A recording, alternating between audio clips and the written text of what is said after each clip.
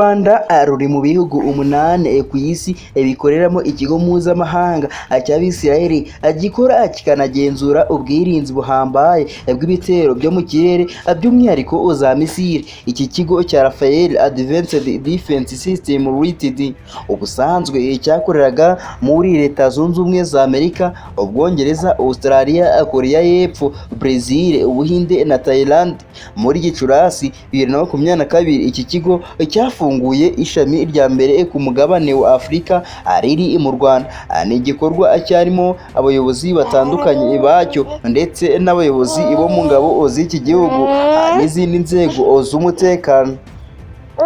Mu bayobozi bo muri Leta y'u Rwanda bitabiriye ifungurwa ry'ibi biro muri iki gihugu harimo umugaba mukuru w'ingabo z'u Rwanda General Jean Bosco Kazura. Nk'uko bigaragara mu ifoto, Rafael niyo yakoze ubwirinzi bwa Iron Dome bwifashishwa cyane mu gupfubya misile zitaragwa ku butaka, by'umwihariko mu gihe ingabo za Israel zihanganye n'umutwe w'iterabwoba wa Hamas.